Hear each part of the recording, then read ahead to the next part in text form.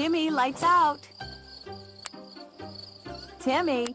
Reading Rainbow is made possible by Barnes & Noble and barnesandnoble.com for minds at play.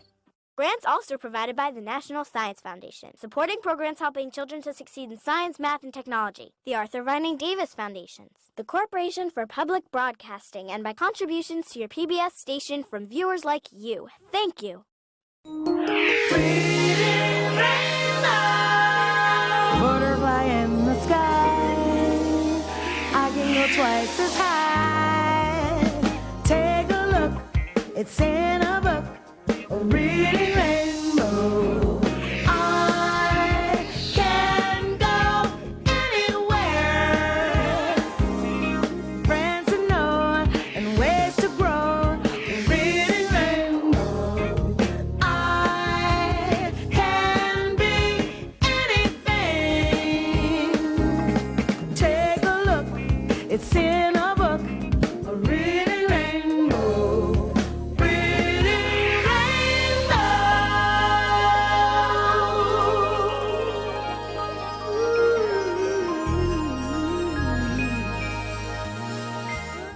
Hi! For us, the woods are a great place to visit. But for many animals, this is home. This very forest is alive with animals. In fact, I've got a feeling that someone or something is watching us right now.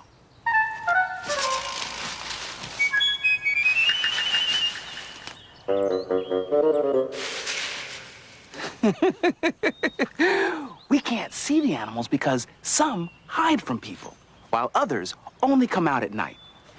Here's an adventure about some nighttime creatures and what they did while no one was looking. It's called Raccoons and Ripe Corn.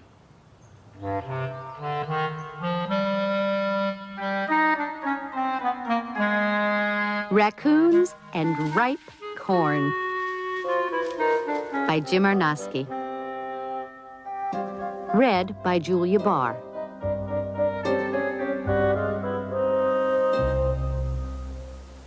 It is autumn. Leaves from trees near the edge of the farm sail over the cornfield. The silk at the top of the ears of corn is turning brown. The corn is plump and ripe.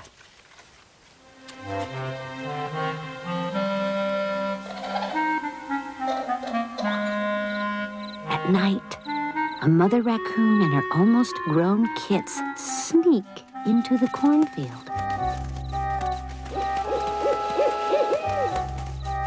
The raccoons walk between the rows of corn. They climb the tall stalks and pull the ears down to the ground. They peel away the green husks that cover the yellow kernels. All night long, the raccoons feast on corn.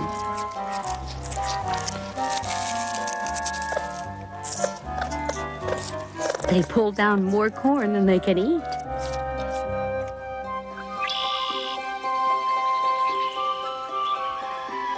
At sunrise, the raccoons hurry back into the woods.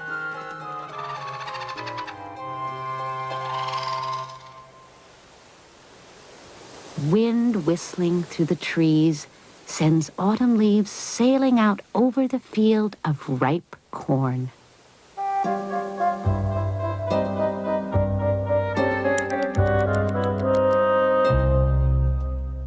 Raccoons and Ripe Corn is a true story. But Jim Arnosky, the man who wrote it, never saw a single raccoon in that cornfield. He only saw clues from the night before. Animal tracks, fallen corn stalks, and teeth marks on the ears of corn.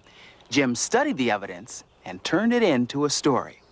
Well, today, we're going to spend the day with Jim. He'll show us how to become wildlife detectives by looking for clues to nature's secrets. Welcome to Ramtails. Jim and his family live on this Vermont farm. Chances are you'll find Jim outside, mending a fence or fishing or gardening. But whatever else he's doing, he's also observing. Jim is a naturalist, a scientist who studies nature.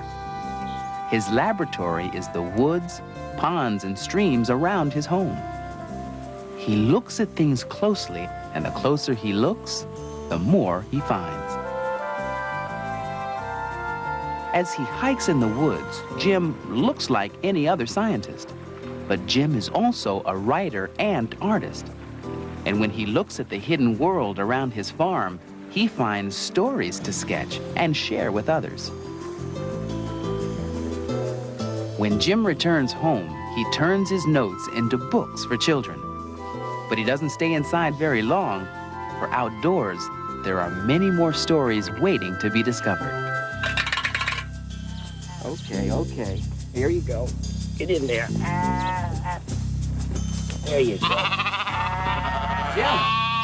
LeVar! Hi, how you feeling today? Pretty good. One of the lambs got out. I had to put her back in with her mother. I see. So, what are we gonna do today?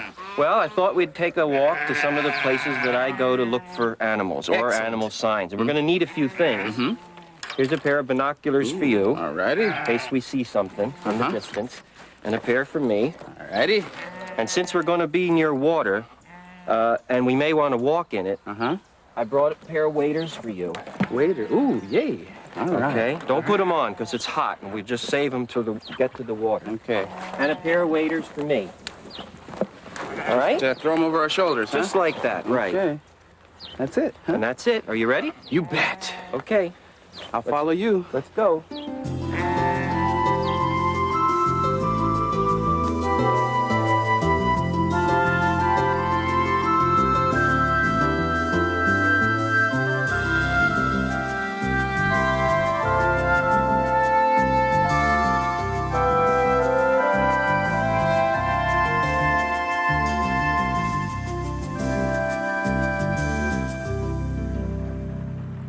The first place I want to take you to is a little brook behind my farm. Okay. And the reason is that the best place to look for wildlife is around water. All animals need water, huh? That's right. We need water. Look here. What's Here's that? an animal sign. Wow.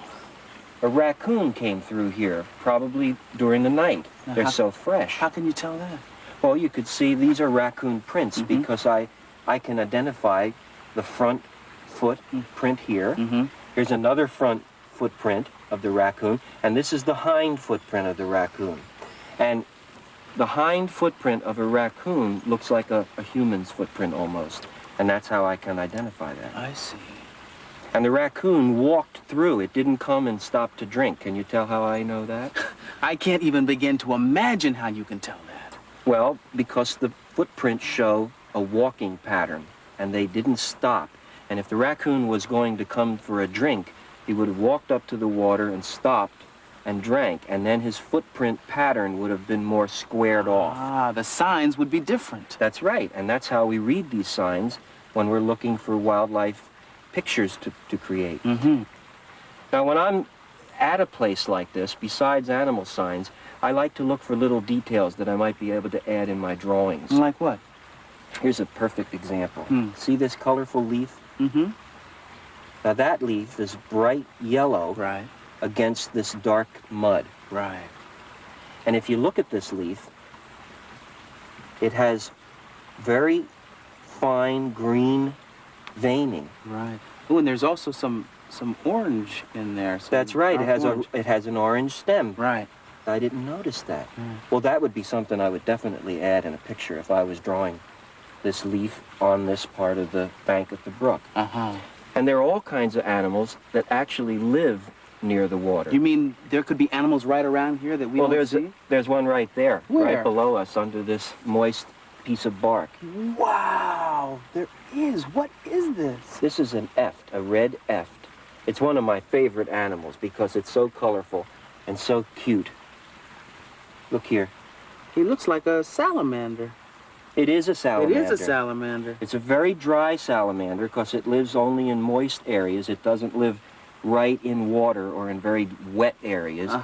And if this was a moist-skinned salamander, we would have wanted to wet our hands in the water before we handled him. Just so we don't take any of the slime off of its body.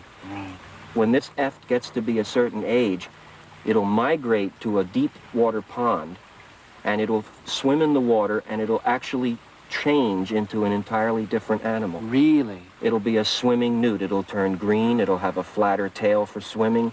It'll have little red spots. Look at that. Maybe we should let him go. Yeah.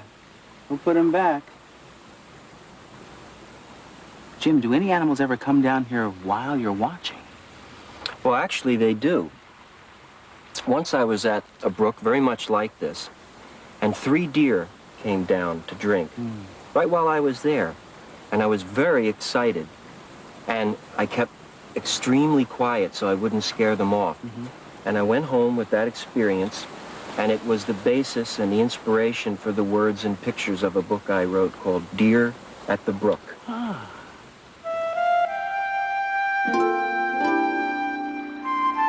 Deer at the brook. The brook is a sparkling place. Sunlight on water, water on stones. The brook is a place deer come to. Some come alone. Some come together. Mothers bring their fawns to drink and to eat.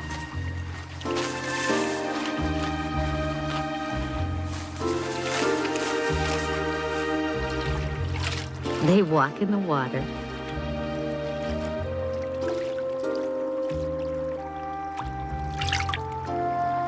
They watch the fish leap. They play on the sandy bank and nap in the sun.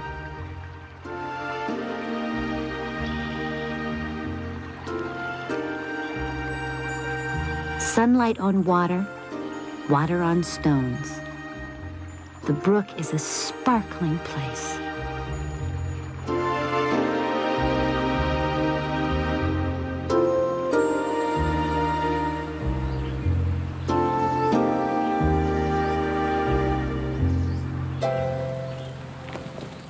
LeVar, we're coming up to a beaver pond. And the beavers may be out, so we have to sneak, okay? And maybe we'll get a chance to see them. Right. Now, when you sneak up on wild animals, you have to get real low, pretend like you're a tree stump. Okay. But you're moving slowly along. Okay. Now, the wind is in our favor, so they won't be able to smell us. We're downwind of them. That's right. Yeah. They have to look out over onto the dam. That's where they'll be. Nobody's home. No. They're probably in their lodge. Listen, while we're here, though, why don't we just walk down onto the dam and see what it looks like up close? We've got our waders on. We can actually walk right on top of it? Sure, let's go. Okay. Yeah.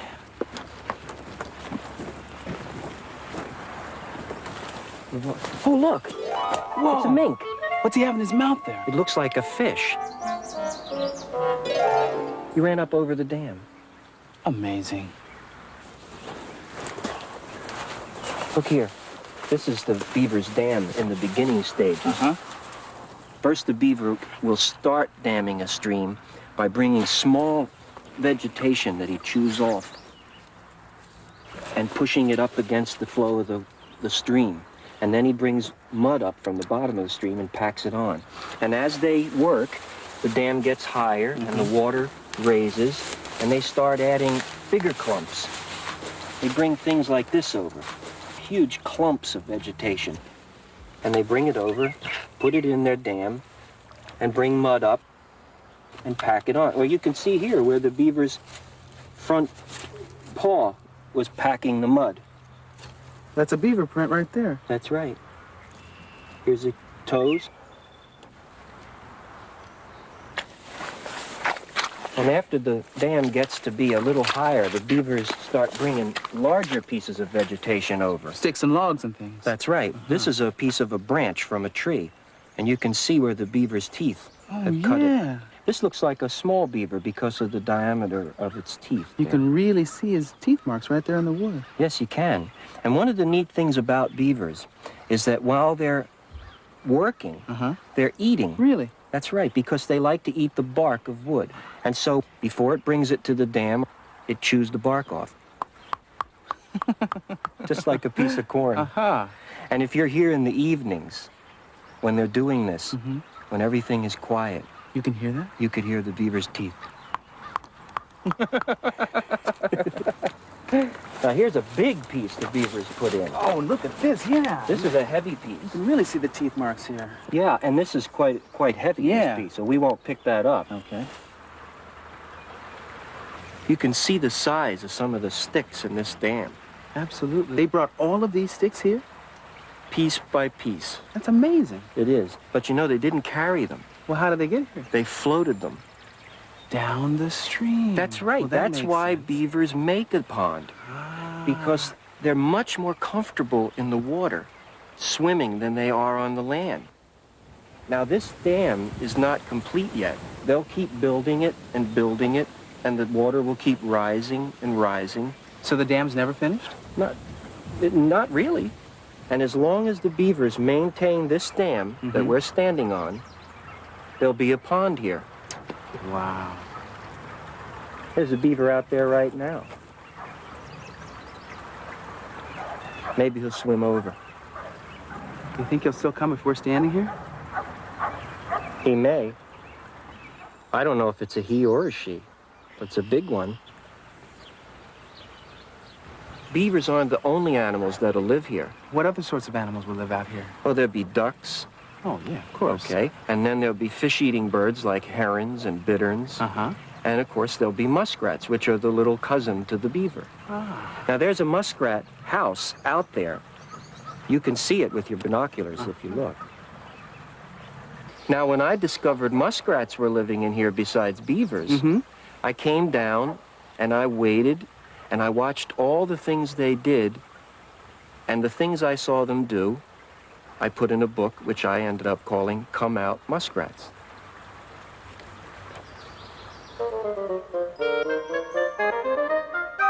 Come out, muskrats. In late afternoon, when the cove becomes calm and tall cattails reflect in still water, it's time for the muskrats to come out of their house. Come out, muskrats, come out. Come out to swim in the shallows and eat green water weeds. Climb up on your house and rub your fur dry, then dive in the water and get wet again. Swim between the lily pads.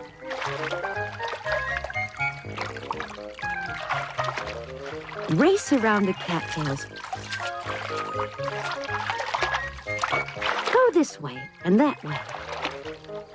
Through the setting sun.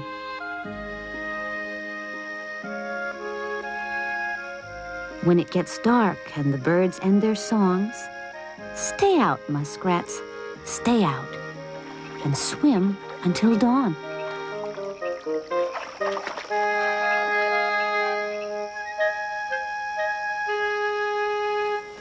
You know, LeVar, the trail we're following now wasn't made by people. Really? No, this trail was made by porcupines, walking over and over the same ground day after day.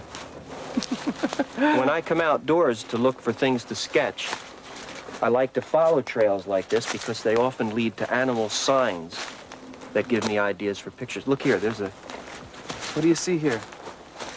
Well, this tree, this is an aspen tree, and you can see where porcupines have actually climbed up this tree to eat the aspen leaves. So these are scars from porcupine's claws. That's right. They have great, long, sharp claws. And these, the darker scars are from years past, and that's where the tree is healed, finally.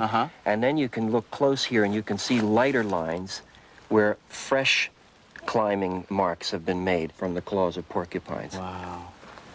You know, this really suggests a picture to me, so if you don't mind, I'd like to do a drawing while we're here. Absolutely. Okay. You don't mind if I watch, do you? Oh, no, I don't mind. Okay.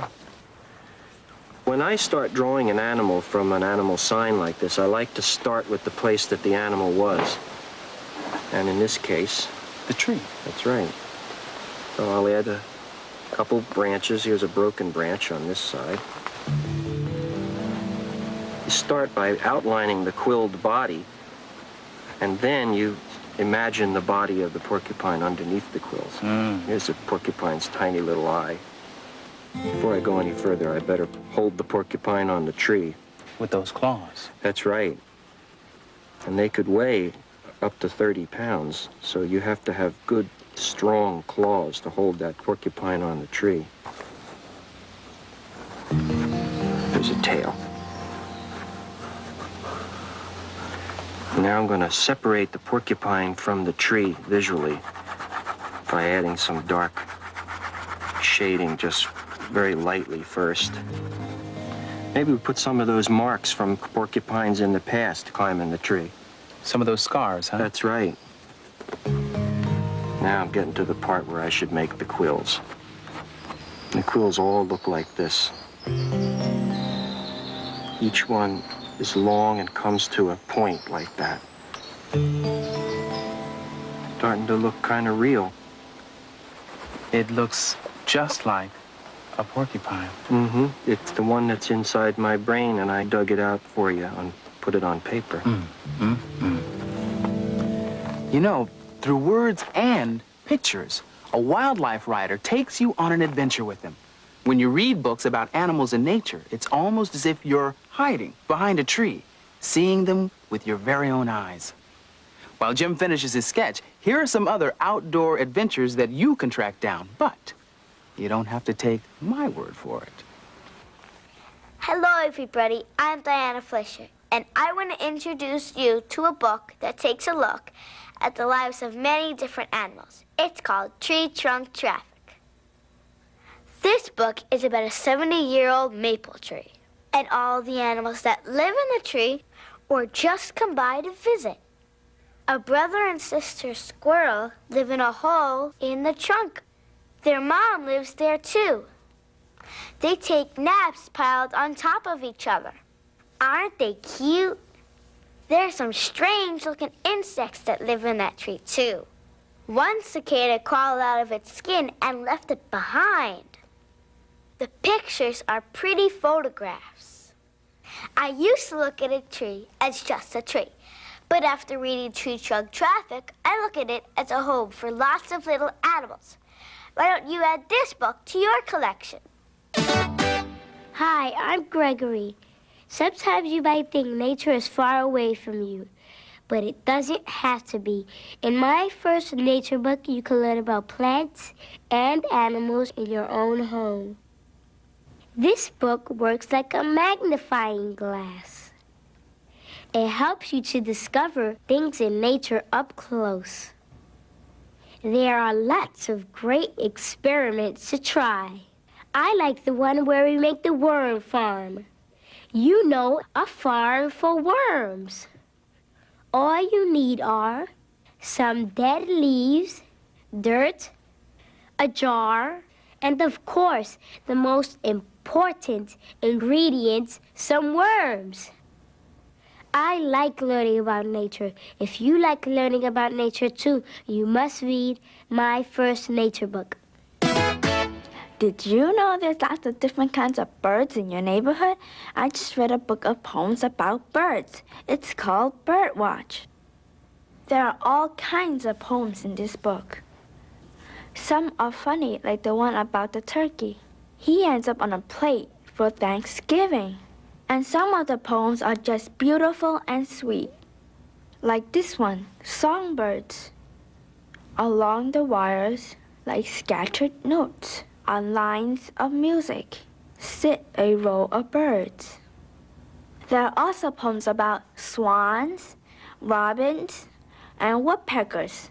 The birds on every page are beautiful paintings with lots of emotion and color.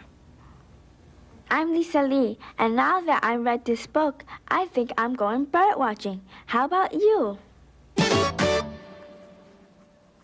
There.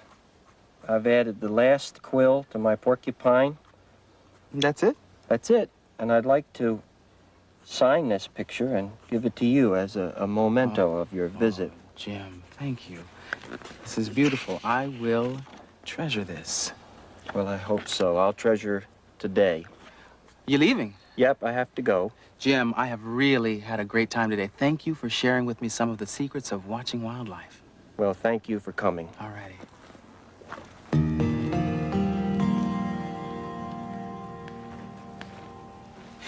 No matter where you live, animals live there too. And they leave clues about their lives that you can follow if you look closely. So keep your eyes open and remember, when you're watching wildlife, there's probably some wildlife watching you. We'll see you next time.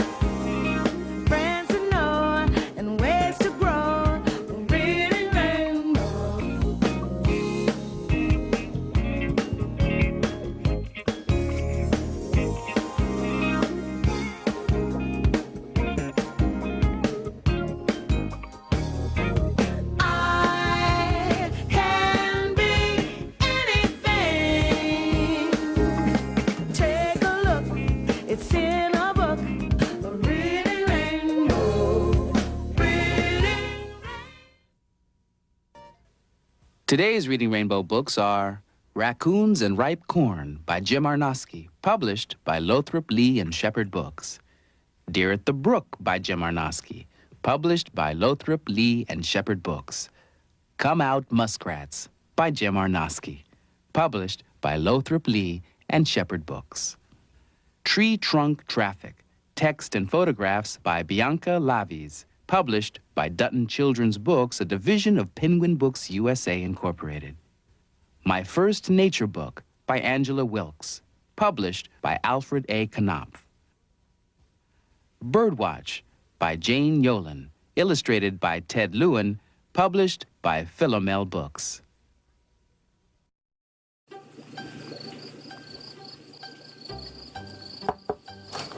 Timmy, lights out. Timmy. Reading Rainbow is made possible by Barnes & Noble and barnesandnoble.com for minds at play. Grants also provided by the National Science Foundation, supporting programs helping children to succeed in science, math, and technology. The Arthur Vining Davis Foundations, the Corporation for Public Broadcasting, and by contributions to your PBS station from viewers like you. Thank you. Doink. PBS Kids.